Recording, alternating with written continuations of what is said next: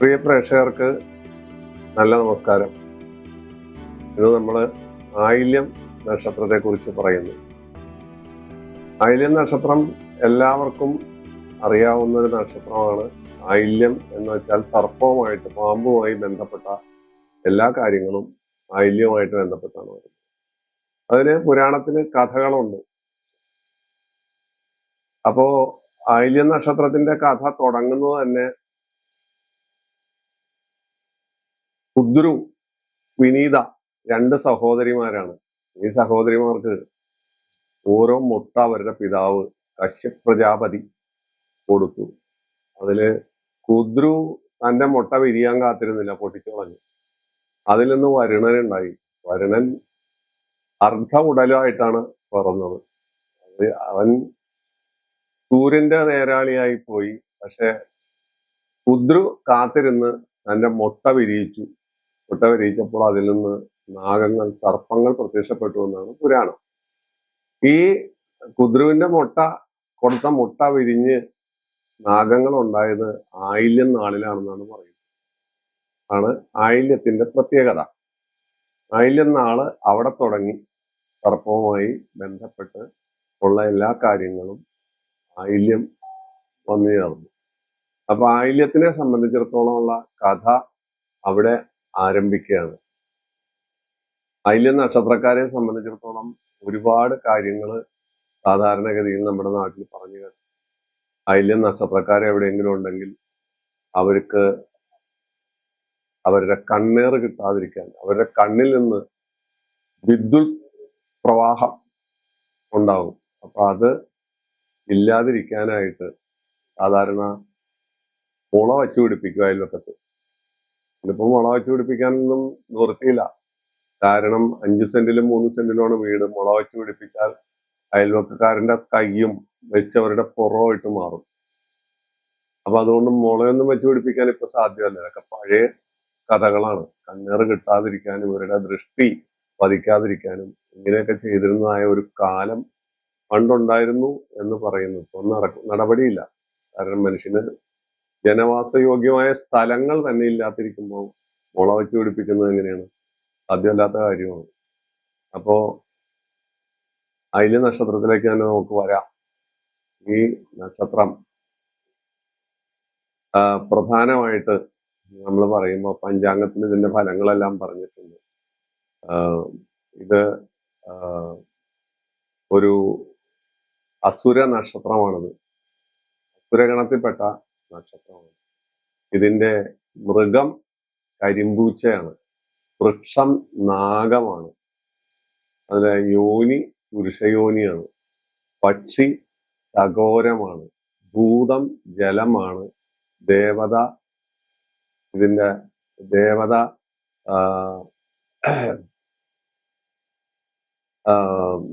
ജലമാണ്. അപ്പോ ഇത്രയും കാര്യങ്ങളാണ് ഇത് പഞ്ചാംഗ ഫലങ്ങളാണ് ഈ പറയുന്നത്. അപ്പോ അതെല്ലാം പഞ്ചാംഗത്തിലും ഇതുള്ള കാര്യമെന്ന് പറയേണ്ട കാര്യമില്ല. എന്നാലും ഓരോ നക്ഷത്രക്കാരും അത് ഓർത്തിരിക്കണമല്ലോ. അതുകൊണ്ടാണ് ഇത് പറയുന്നത്. ഇനി ആയില്യം നക്ഷത്രത്തിലേക്ക് വരാം. ആയില്യം നക്ഷത്രക്കാരെ സംബന്ധിച്ചിടത്തോളം അവര് കുശാഗ്ര ബുദ്ധികളും വളരെ ഓർമ്മശക്തിയുള്ളവരും ഏത് കാര്യവും ചെയ്യാൻ മിടുക്കുള്ളവരുമാണ്. ഇത് ഒരു ഗണ്ണാന്ത നക്ഷത്രമാണ്. ഗണ്ണാന്തം എന്ന് പറഞ്ഞാൽ പല നക്ഷത്രങ്ങളും ഗണ്ണാന്ത നക്ഷത്രമാണ്. അശ്വതി, മകം, മൂലം, ആയില്യം, കേട്ട ഇങ്ങനെയൊക്കെയുള്ള നക്ഷത്രങ്ങൾ ഗണ്ണാന്ത നക്ഷത്രങ്ങളാണ്. മകം ഇതൊക്കെ ഗണ്ണാന്ത നക്ഷത്രമാണ്. ആയില്യം നക്ഷത്രത്തിന്റെ 4-ാം പാദത്തിൽ ജനിച്ചാൽ ഗണ്ണാന്ത ദോഷം വരും. എന്താണ് ഗണ്ണാന്തം? ഇതിനെക്കുറിച്ച് നമ്മൾ എല്ലാ ഗണ്ണാന്ത നക്ഷത്രത്തിലും പറയും. കാരണം ഈ നക്ഷത്രക്കാരത് അറിയണമല്ലോ. ഗണ്ണാന്തം എന്ന് പറഞ്ഞാൽ സാധാരണഗതിയിൽ ഗണ്ണാന്തത്തിൽ ജനിക്കുന്നതായ ആയില്യം നക്ഷത്രത്തിന്റെ 4-ാം പാദത്തിൽ ജനിക്കുന്നതായ കുട്ടി ജനിച്ച ഉടനെ 3.25 നാഴികയെ ജീവിക്കുള്ളൂ. ജനിച്ച ഉടനെ അവർ മരിക്കും. മറ്റു ദീർഘായുർ യോഗങ്ങളുണ്ടെങ്കിൽ അവർ കടന്നുപോകും. അങ്ങനെ കടന്നു പോന്നാൽ അവര് തന്റെ കുലത്തിനും മറ്റു കാര്യങ്ങൾക്കും ഒക്കെ നാശം വരുത്തുകയോ അല്ലെങ്കിൽ അത് ചവിട്ടിക്കയറുകയോ ഒക്കെ ചെയ്ത് അവര് രാജപദവിയിൽ വാഴും. ഇതാണ് ഗണ്ണാന്തത്തിന്റെ പ്രത്യേകത. കേസരി യോഗം പോലെ അല്ലെങ്കിൽ ശരഭയോഗം പോലെ അല്ലെങ്കിൽ വലിയ യോഗങ്ങൾ ഉണ്ടെങ്കിൽ അവര് എണ്ണാന്തത്തിനെ അതിജീവിച്ച് 3.25 നാഴികയൊന്നുമല്ല, ഒരു 84 വയസ്സോ അല്ലെങ്കിൽ അതുപോലെയൊക്കെ ജീവിച്ചു കളയും. അപ്പൊ ഇവര് ആ കുലത്തിന് തന്നെ ദോഷം വരുത്തും എന്നൊക്കെയാണ് പറയുന്നത്. അങ്ങനെയൊന്നും അല്ല. അവര് അവരുടേതായ രീതിയിൽ കടന്നു കയറി ഏത് രംഗത്താണോ അവര് പ്രവർത്തിക്കുന്നത് അവിടെ രാജപദവിയിൽ വാണ് കേമന്മാരായി തീരും. അതാണ് ഗണ്ണാന്തത്തിന്റെ പ്രത്യേകത. പക്ഷെ ഇവരെ ഭയക്കുന്നു. അപ്പൊ ആയില്യത്തിന് പല ദോഷങ്ങൾ വന്നു. അവരെ കണ്ണിൽ നിന്ന് വിദ്യുത് ശക്തി വരുന്നു, അല്ലെങ്കിൽ അവരുടെ നോട്ടം ചെല്ലുന്ന സ്ഥലമൊക്കെ കരിഞ്ഞു പോകും, ഗണ്ണാന്തമുണ്ട്. ഇങ്ങനെയൊക്കെ പല പ്രശ്നങ്ങളാണ് ആയില്യത്തിനെ സംബന്ധിച്ച് വരുന്നത്. ഇതൊന്നും ആയില്യക്കാർക്ക് ബാധകമല്ല. അവരെ സംബന്ധിച്ച് അവര് കേമന്മാരും മിടുക്കന്മാരും അവരിടപെടുന്ന രംഗങ്ങളിൽ ബഹുബുദ്ധിമാന്മാരുമാണ്, അതിബുദ്ധിമാന്മാരായിരിക്കും. ഏത് കാര്യവും അവര് വളരെ എളുപ്പത്തിൽ പഠിച്ചു കളയും. ഏത് കാര്യം വേണമെങ്കിലും അവര് നടപ്പാക്കും. അവര് പഠിക്കാത്ത കാര്യമാണെങ്കിൽ പോലും അവർക്ക് കൃത്യമായ ഒരു ജ്ഞാനം എല്ലാ കാര്യത്തിലും ഉണ്ടാകും. അവരുടെ ജ്ഞാനം വളരെ അടിയുറച്ചതാണ്. ഇരുമ്പ് കുടിച്ച വെള്ളം കക്കില്ല എന്ന് പറയുന്ന രീതിയിൽ അവരുടെ ജ്ഞാനം തന്നെയാണത്. പക്ഷെ ഇവർക്ക് ഉപകാരസ്മരണ ഉണ്ടോ എന്ന് ചോദിച്ചാൽ ഇല്ല. അവർക്ക് അങ്ങനെ ആരോടും ഉപകാരസ്മരണയൊന്നുമില്ല. അവരായി അവരുടെ കാര്യമായി. അവർക്ക് സമയനിഷ്ഠ ഉണ്ടോ എന്ന് ചോദിച്ചാൽ അതുമില്ല. അവർക്ക് കൃത്യനിഷ്ഠ ഉണ്ടോ എന്ന് ചോദിച്ചാൽ അതുമില്ല. ഇതൊന്നും ഇവരെ ബാധിക്കുന്ന കാര്യങ്ങളല്ല. ഇതാണ് ആയില്യം നക്ഷത്രക്കാരുടെ പൊതു സ്വഭാവം. അവരെല്ലാവരോടും വളരെ രമ്യമായി പെരുമാറുന്നു. അത് അവരുടെ കാര്യവുമായി ബന്ധപ്പെട്ടാണ്. അവരെല്ലാവരോടും സരസമായി സംസാരിക്കുന്നു. അത് അവരുടെ ഗുണത്തിന് വേണ്ടിയാണ്. അവർ പൊതുവേദികളിൽ വരുന്നു. അതിൽ അവരുടെ താല്പര്യമാണ് പ്രധാനം. പൊതുപ്രവർത്തകരായി വരും. അവര് ആയില്യം നട്ടാൽ ആയില്യം ജനിച്ചാൽ അരജനായി മാറും എന്നൊക്കെ പറയുന്ന രീതിയിൽ വളരെ താണപടിയിൽ നിന്ന് ഉയർന്ന് മന്ത്രിസ്ഥാനം വരെ എത്തിയ ആയില്യക്കാരെ നമുക്ക് വേണമെങ്കിൽ പറയാം. പക്ഷെ അവരുടെ പേരൊന്നും നമ്മൾ പറയാൻ പോകുന്നില്ല. അപ്പോ ആയില്യ നക്ഷത്രത്തിന്റെ പ്രത്യേകത ഞാൻ ഈ പറഞ്ഞു, ഗുണങ്ങളും ദോഷങ്ങളും ഇതിനകത്ത് പെടും. ഗുണവും ദോഷവും ഉണ്ട്. അപ്പൊ ആ ഗുണവും ദോഷത്തിൽ വരുമ്പോൾ ഇവരുടെ സ്വഭാവഗതിയാണ് ഈ പറയുന്നത്. അപ്പൊ ആയില്യം നക്ഷത്രം സാധാരണഗതിയിൽ ഒരു വീട്ടിലുണ്ടായാൽ അല്ലെങ്കിൽ നാട്ടിലുണ്ടായാൽ നമ്മുടെ സമൂഹത്തിലുണ്ടായാൽ അവരെന്തെങ്കിലുമൊക്കെ ആയി തീരുകയാണ് ചെയ്യുക. കാരണം അവരുടെ പ്രവൃത്തി, പഠനകാര്യത്തിൽ അവർ മിടുക്കന്മാരായിരിക്കും. അതുപോലെ പൊതുപ്രവർത്തനത്തിൽ അവർ കേമന്മാരായിരിക്കും. മറ്റുള്ളവരെയൊക്കെ ചവിട്ടി വെച്ച് അവര് മുന്നോട്ട് കയറിപ്പോകും. അവര് ഏത് കുതന്ത്രവും പയറ്റി അവര് മുന്നോട്ട് കയറിപ്പോകുന്ന സ്വഭാവക്കാരായിരിക്കും. അവർക്ക് അതിനൊന്നും കൂസലൊന്നുമില്ല. അല്ലെങ്കിൽ മറ്റൊരാൾക്ക് വേദനിക്കുന്നല്ലോ, അല്ലെങ്കിൽ മറ്റൊരാൾക്ക് വിഷമം ഉണ്ടാവുമല്ലോ എന്ന് കരുതിയൊന്നും അവര് പ്രവർത്തിക്കാറില്ല. അവരായി അവരുടെ കാര്യമായി അവരുടെ ജീവിതമാർഗമായി, അല്ലാതെ അവർക്ക് മറ്റുള്ളവരോട് ഒരു കമ്മിറ്റ്മെന്റ് എന്ന് പറയുന്ന അവസ്ഥ ആയില്യം നക്ഷത്രക്കാർക്ക് പൊതുവിൽ പറഞ്ഞിട്ടില്ല. ഇവരിൽപ്പെട്ട സ്ത്രീകൾ, പുരുഷന്മാരെല്ലാം സാധാരണഗതിയിൽ സാമാന്യം ഒത്ത ശരീരവും കായിക ശേഷിയും എന്ത് അധ്വാന പ്രവൃത്തി ചെയ്യാനും എന്ത് സേവനം ചെയ്യാനും തയ്യാറുള്ളവരും പിടിമുടുക്കന്മാരും. സ്ത്രീകളാവട്ടെ അവര് വളരെ അച്ചടക്കമുള്ള പാതിവൃത്യമുള്ള കുടുംബിനികളായിരിക്കും. കുടുംബപരമായ ഏത് കാര്യങ്ങളും ഭർത്താവിനേക്കാൾ നന്നായി ചെയ്യാനുള്ള കഴിവും പ്രാപ്തിയും അവർക്ക് സിദ്ധമായിരിക്കും. എല്ലാ കാര്യങ്ങളും അച്ചടക്കത്തോടുകൂടി ചെയ്യുന്ന സ്ത്രീകളായിരിക്കും അവര്. അവർക്ക് ഒരു ചിട്ടയുണ്ടാവും. അവരുടെ അടുക്കള വൃത്തിയുള്ളതായിരിക്കും. അവരുടെ പ്രവൃത്തികളെല്ലാം വളരെ ക്രമാനുക്രമം അടുക്കി വെച്ച രീതിയിലായിരിക്കും അവര്. അവരുടെ വിവാഹ ജീവിതം സാധാരണഗതിയിൽ സാമാന്യം തൃപ്തികരമായിരിക്കുമെങ്കിലും ചില പ്രത്യേക സാഹചര്യങ്ങളിൽ ആയില്യം സ്ത്രീകളുടെ വിവാഹ ബന്ധങ്ങൾ പാളിപ്പോവാറുണ്ട്. അപൂർവമായിട്ട് പാളിപ്പോവാറുണ്ട്. അതിന് കാരണം അവരുടെ തന്റേടം തന്നെയാണ്. അപാരമായ തന്റേടമായിരിക്കും, അപാരമായ വായനവാക്കായിരിക്കും, അപാരമായ ബുദ്ധിയായിരിക്കും. ഈ അപാരത എല്ലാത്തിനും ഉണ്ടാവും. അത് ചിലപ്പോൾ വൈവാഹിക ജീവിതത്തിൽ താളപ്പിഴകൾ ഉണ്ടാക്കാം. ആ താളപ്പിഴകൾ മറ്റെന്തെങ്കിലും ആയിട്ടൊക്കെ മാറാം. അങ്ങനെയൊക്കെയാണ് അവരുടെ ജീവിതത്തിലെ പാളിച്ചകളും ഉയർച്ചയും താഴ്ചയും ഒക്കെ വന്ന് കൂടുന്നത്. ഇത് എല്ലാ ആയില്യം നക്ഷത്രക്കാർക്കും ബാധകമായ കാര്യമല്ല. അനേക ലക്ഷം, അനേക കോടി ആയില്യം നക്ഷത്രക്കാർ ഇന്ത്യ മഹാരാജ്യത്ത് ജീവിച്ചിരിപ്പുണ്ട്. അവരെല്ലാവരും ഒരുപോലെ ആയിക്കൊള്ളണമെന്നില്ല. കാരണം എന്തെന്ന് വെച്ചാൽ അവരുടെ ഗ്രഹസ്ഥിതി അനുസരിച്ചും ഓരോ ഗ്രഹങ്ങൾ തരുന്ന യോഗങ്ങൾ അനുസരിച്ചും ഓരോ ഗ്രഹങ്ങളുടെ സ്വഭാവം അനുസരിച്ചും അവരുടെ സ്വഭാവങ്ങൾക്ക് അല്പസ്വല്പമൊക്കെ വ്യത്യാസം ഉണ്ടാവും. പക്ഷെ ബേസിക് ആയിട്ട് പറയുമ്പോൾ ഇവർ ഒരു പ്രത്യേക സ്വഭാവക്കാരാണ്. ഒരു ക്രൂരത അല്ലെങ്കിൽ ഒരു കാഠിന്യം, കഠിന ഹൃദയം ഇവർക്ക് ആണിനായാലും പെണ്ണിനായാലും കണ്ടുവരുന്നു. കുറ്റമല്ല, അത്തരം ആളുകളും നമ്മുടെ സമൂഹത്തിൽ ആവശ്യമാണ്. അവര് അവരുടേതായ കാര്യങ്ങളിൽ കൊടികെട്ടി അവര് മുന്നോട്ട് പോകുന്നു എന്നുള്ളതാണ് മറ്റുള്ളവർക്ക് അസൂയ ഉണ്ടാക്കുന്ന കാര്യം. മറ്റുള്ളവരാൽ അസൂയപ്പെടുന്ന ഒരു നക്ഷത്രമാണ് ഈ ആയില്യം നക്ഷത്രക്കാർ. അവരുടെ പുരോഗതി, അവരുടെ മുന്നേറ്റം ഇതൊന്നും പലർക്കും ഇഷ്ടപ്പെടാതെ പോകും. അത് ഒരു വസ്തുത മാത്രമാണ്.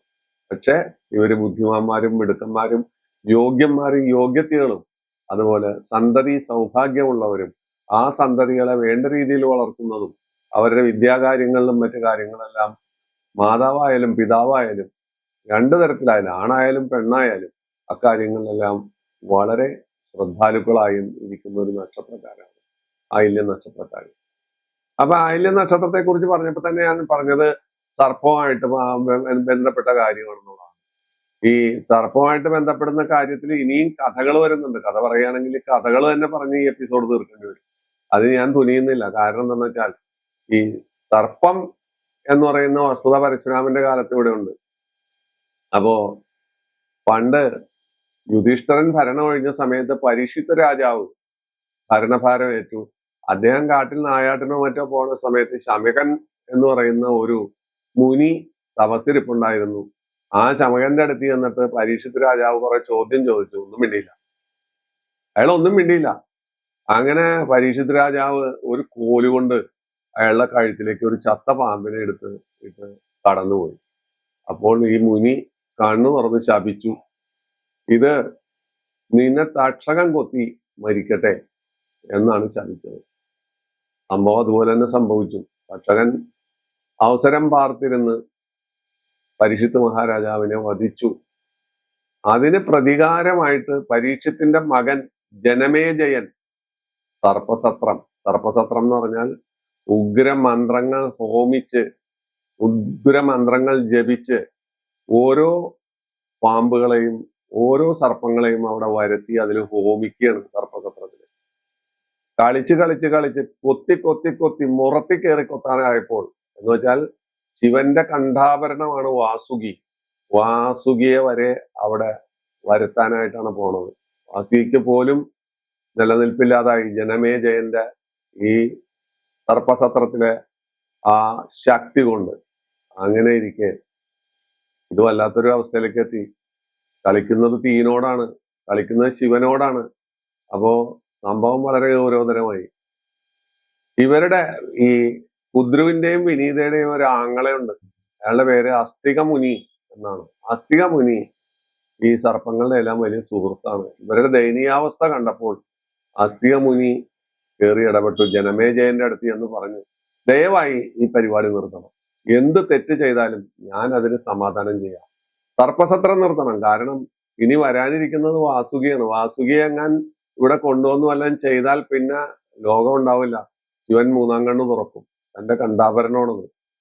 അങ്ങനെ ജനമേജയനോട് ഇദ്ദേഹം അസ്തികമുനി പറഞ്ഞ് സർപ്പസത്രം നിർത്തി സർപ്പങ്ങളെ മുഴുവൻ ഈ ഹോമകുണ്ടത്തിൽ നിന്ന് രക്ഷിച്ച് പൊള്ളലേറ്റവരെയെല്ലാം അദ്ദേഹം കരിക്കും വെള്ളവും അരിപ്പൊടിയും മഞ്ഞപ്പൊടിയും എല്ലാം കലക്കി ഇവരുടെ ശരീരത്തിൽ തേച്ച് പൊള്ളലിൽ നിന്ന് രക്ഷിച്ചു. അതും ഒരു ആയില്യം നക്ഷത്രത്തിലായിരുന്നു എന്ന് പറയുന്നു. അതുകൊണ്ടാണ് മണ്ണാർശാല ആയില്യവും കന്നിമാസത്തിലെ ആയില്യവും എല്ലാം നീറുമ്പാലം കൊടുക്കാൻ നമ്മൾ തയ്യാറാവുന്നതും അവിടെ പ്രത്യേക ഉത്സവങ്ങൾ നടക്കുന്നതും അതുപോലെ 10-ാം ഉദയത്തിന് മുമ്പ് നമ്മുടെ സർപ്പക്കാടുകളിലെല്ലാം ഈ നീറുംപാലും എന്ന് പറയുന്ന ഏർപ്പാട് നടത്തുന്നത്. ഇതൊക്കെയായിട്ട് പുരാണ കഥയായിട്ട് ബന്ധമുണ്ട്. അതാണ് ഞാനിവിടെ അത് ഉര ചെയ്തത്. ഇതുപോലെ ഒരുപാട് കഥകൾ നമുക്ക് പറയാം. ആ കഥകൾ ഒരുപാട് കഥകൾ നിറഞ്ഞതാണ് നമ്മുടെ ഹിന്ദു മിത്തോളജി. അപ്പൊ അതെല്ലാം ഇവിടെ വലിച്ചു വാരി ഇടുന്നില്ല. ജനമേജയന്റെ കാര്യവും സർപ്പസത്രവും സർപ്പങ്ങളെ രക്ഷിച്ച അസ്ഥിത മുനിയുടെ കാര്യവും. അസ്ഥിത മുനി പറഞ്ഞാൽ നമുക്ക് സർപ്പങ്ങളുടെയോ അല്ലെങ്കിൽ നാഗങ്ങളുടെയോ ശല്യം ഉണ്ടായാൽ അസ്ഥിത മുനി നമ എന്ന് മാത്രം പറഞ്ഞാൽ ആ ഭാഗത്തേക്ക് സർപ്പങ്ങൾ വരില്ല. അസ്ഥിത മുനി എന്ന് പറഞ്ഞാലും സർപ്പങ്ങൾ കേൾക്കും. കാരണം അവരെ അഗ്നിയിൽ നിന്ന്, ഹോമകുണ്ടത്തിൽ നിന്ന് രക്ഷിച്ച ആളാണ്. അത് അവരുടെ അമ്മാവനാണ്, അമ്മയുടെ ആങ്ങളെയാണ്, രുദ്രു മാതാവിന്റെ ആങ്ങളെയാണ്. അപ്പൊ അതുകൊണ്ട് അസ്ഥിത മുനി നമ എന്ന് പറഞ്ഞാൽ വളരെ വിശേഷമായി. അതാണ് എന്റെ കഥ. അപ്പൊ കഥയൊക്കെ പോട്ടെ. ആയില്യം നക്ഷത്രത്തെ കുറിച്ച് പറഞ്ഞു, ആയില്യം നക്ഷത്രത്തിന്റെ വിശേഷത്തെ കുറിച്ച് പറഞ്ഞു, ആയില്യം നക്ഷത്രക്കാരെ കുറിച്ച് പറഞ്ഞു, അവരുടെ പക്ഷിമൃഗാദികളെയും മറ്റു കാര്യങ്ങളെയൊക്കെ കുറിച്ച് നമ്മൾ ഇവിടെ പറഞ്ഞു കഴിഞ്ഞു. ഇനി നമ്മളുടെ എപ്പിസോഡില് നമ്മൾ ചെയ്യുന്നത് ഇത് പറഞ്ഞ് ഇത്രയും പറഞ്ഞ് നിർത്തിക്കഴിഞ്ഞ ഈ എപ്പിസോഡ് വളരെ കുറച്ച് എക്സിസ്റ്റൻസ് ഇതിനുണ്ടാവും, നിലനിൽപ്പേ ഉണ്ടാവും. എല്ലാ കാലത്തും നിലനിൽക്കാൻ വേണ്ടി ആയില്യം നക്ഷത്രക്കാര് ഓരോരുത്തരും ഓരോ ലഗ്നത്തിലായിരിക്കും ജനിക്കുന്നത്. എല്ലാ എപ്പിസോഡിലും അത് പറയുന്നുണ്ട്. എന്നുവെച്ചാൽ മേട ലഗ്നത്തിൽ ജനിക്കുന്നവരുണ്ടാവാം, ഇടവ ലഗ്നത്തിൽ ജനിക്കുന്നവരുണ്ടാവാം, അതുപോലെ എല്ലാ ലഗ്നത്തിലും ജനിക്കുന്നവരുണ്ടാവും. കാരണം ജനിക്കുന്ന സമയം അനുസരിച്ച് ലഗ്നം മാറും. ലഗ്നം എന്ന് വെച്ചാല് ജനിക്കുന്ന സമയത്ത് ഉദിച്ചു നിൽക്കുന്നതാണ് ലഗ്നം. അപ്പോ മേടലഗ്നത്തിൽ ജനിച്ച ആളുകളെ സംബന്ധിച്ചിടത്തോളം അവർക്ക് ശനി, ബുധൻ മുതലായ ഗ്രഹങ്ങൾ പാപന്മാരാണ്. അപ്പൊ ആ ഗ്രഹങ്ങളെ കൊണ്ട് അവർക്ക് ഗുണം കിട്ടില്ല ആയില്യം നക്ഷത്രക്കാർക്ക്. മനസ്സിലായില്ലേ? അപ്പോ അത് അവർ ശ്രദ്ധിക്കുക. അത് ശ്രദ്ധിക്കാൻ വേണ്ടിയിട്ടാണ് ശനി ദശ വരുമ്പോഴും ബുധദശ വരുമ്പോഴും ആയില്യം മേടലഗ്നക്കാർക്ക്, മേടലഗ്നത്തിനാണ്, ആയില്യം നക്ഷത്രത്തിനല്ല, മേടലഗ്നത്തിന് ഗുണമില്ല. മേടലഗ്നക്കാരെ ആരാധിക്കേണ്ട ദൈവത്തെക്കുറിച്ച് അവർ ചോദിച്ചാൽ ഞാൻ മറുപടി പറയണ്ടേ? അത് ശിവനും മഹാവിഷ്ണുവാണ്. മേടം കഴിഞ്ഞ് ഇടവ ലഗ്നത്തിലേക്ക് പോയി കഴിഞ്ഞാല് ഇടവ ലഗ്നത്തിന് വ്യാഴവും ചന്ദ്രനും പാപന്മാരായതുകൊണ്ട്, പാപത്വം വരുന്നത് എങ്ങനെയാണെന്ന് എല്ലാ എപ്പിസോഡിലും പറയുന്നുണ്ട്. അഷ്ടമാധിപത്യം, 11ാം ഭാവാധിപത്യം, 2ാം ഭാവാധിപത്യം, മാരകാധിപത്യം, ഇങ്ങനെയൊക്കെയുള്ള കാര്യങ്ങൾ കൊണ്ടാണല്ലോ, കേന്ദ്രാധിപത്യ ദോഷം കൊണ്ട് ഇങ്ങനെയൊക്കെയാണ് പാപത്വം വരുന്നത് എന്ന് പ്രത്യേകം ഓർത്തിരിക്കണം. ഇടവ ലഗ്നത്തിന് വ്യാഴവും ചന്ദ്രനും പാവനായി വരുന്നു. അവരുടെ ആരാധനാമൂർത്തി ശ്രീരാമനും ശിവനുമാണ്. ഇനി മിഥുന ലഗ്നത്തെ സംബന്ധിച്ച് നോക്കാം. മിഥുന ലഗ്നത്തിന് കുജനും ചൊവ്വയും രവിയും പാവനായി വരുന്നു. അവരുടെ ആരാധനാമൂർത്തികൾ ഗണപതിയും ഭഗവതിയും ശിവനുമാണ്. അത് 5ഉം 9ഉം ഭാവം കൊണ്ടാണ് ഞാൻ ഈ പറയുന്നത്. 5ഉം 9ഉം ഭാവം കൊണ്ട് ഇവരാണെങ്കിൽ പോലും അവിടെ നിൽക്കുന്ന ആ ഗ്രഹത്തിൽ നിൽക്കുന്നതായ ഏതെങ്കിലും ഗ്രഹത്തിന്റെ പ്രത്യേകത കൊണ്ടൊക്കെ അല്പസ്വല്പമൊക്കെ വ്യത്യാസം വരാം. കർക്കിടക ലഗ്നത്തിന് ശുക്രനാണ് പാവൻ. അതെപ്പോഴും ശുക്രൻ കർക്കിടക ലഗ്നത്തിന്റെ പാവനാണ്. ശുക്രൻ പാവനാണെന്ന് വെച്ചാൽ കർക്കിടക ലഗ്നക്കാർക്ക് ശുക്രദശ ഗുണം കുറവേ തരുള്ളൂ. ചിലപ്പോൾ 50% തരും, 25% തരും, അങ്ങനെയൊക്കെ പോകും അതിന്റെ കണക്ക്. അപ്പൊ ആ ഗ്രഹത്തിന്റെ ബലവും നിൽപ്പും ഒക്കെ അനുസരിച്ചിട്ട് അങ്ങനെയൊക്കെ പോകും. അവർക്ക് ആരാണ് പാവൻ? ശുക്രനാണ്. അവരുടെ ആരാധനാമൂർത്തി ആരാണ്? സുബ്രഹ്മണ്യനും ഭഗവതിയും മഹാവിഷ്ണുവാണ് അവരെ ആരാധിക്കുന്നത്. കർക്കിടക ലഗ്നക്കാരുടെ ആരാധനാമൂർത്തി അതാണ്. അപ്പൊ അവരെ ആരാധിക്കാം. ഇത് പ്രയോജനപ്രദമായ കാര്യമാണ്. കാരണം ഓരോ ലഗ്നക്കാർക്കും വരുന്ന ദോഷങ്ങളും ഗുണങ്ങളും അവരെ ആരാധിക്കേണ്ട ദൈവങ്ങളുമാണ് ഈ പറയുന്നത്. ചിങ്ങലഗ്നത്തിനെ സംബന്ധിച്ച് അവർക്ക് ആരാധിക്കേണ്ടതായ ദൈവം മഹാവിഷ്ണുവും സുബ്രഹ്മണ്യനുമാണ്. ബുധനും ശുക്രനും അവർക്ക് പാവനാണ്. കന്യലഗ്നത്തെ സംബന്ധിച്ചിടത്തോളം ചന്ദ്രനും കുജനും വ്യാഴവും അവർക്ക് പാവനാണ്. അവർക്ക് ആരാധിക്കേണ്ടതായ ദൈവം ഗണപതിയും ഭഗവതിയും ശിവനുമാണ് അവരുടെ ആരാധനാമൂർത്തികൾ. തുലാം ലഗ്നത്തിന് വ്യാഴവും രവിയും കുജനും പാവനായി വരുമ്പോൾ അവരെ ആരാധിക്കേണ്ടത് ശിവനെയും ശ്രീരാമനെയുമാണ്.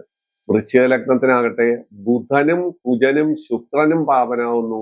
മഹാവിഷ്ണുവും ഭഗവതിയും അവരുടെ ആരാധനാമൂർത്തിയായി മാറുന്നു. ധനുലഗ്നത്തിന് ശുക്രനും ശനിയും പാവനായി വരുമ്പോൾ സുബ്രഹ്മണ്യനും ശിവനും അവർക്ക് ആരാധനാമൂർത്തിയായി വരുന്നു. മകരലഗ്നത്തിന് വ്യാഴവും കുജനും ചന്ദ്രനും പാവനായി വരുമ്പോൾ അവർക്ക് ഗണപതിയും ഭഗവതിയും ശ്രീരാമനും ഹനുമാനും ഇഷ്ടദൈവങ്ങളായി മാറുന്നു. കുംഭലഗ്നത്തിന് വ്യാഴവും ചന്ദ്രനും പാപത്വം വരുന്നു.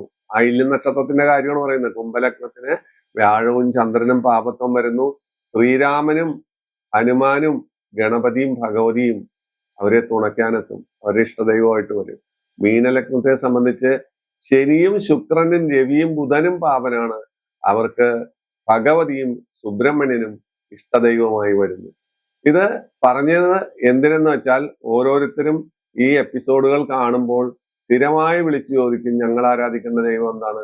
ഞങ്ങൾക്ക് ഏതൊക്കെ ഗ്രഹമാണ് പാപന്മാരാണ് കുറവ്, ശുഭന്മാര് കൂടുതലായിരിക്കും.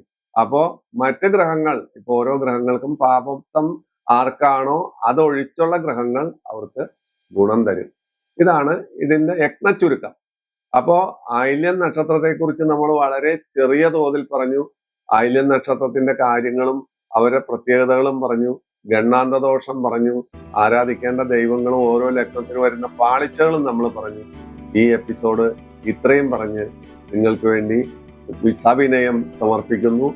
വീണ്ടും എല്ലാ ബുധനാഴ്ചയും ഞായറാഴ്ചയും നമുക്ക് കണ്ടുമുട്ടാം. ഇതുപോലെ പുതിയ പുതിയ അറിവുകളുമായി. തൽക്കാലം വിട.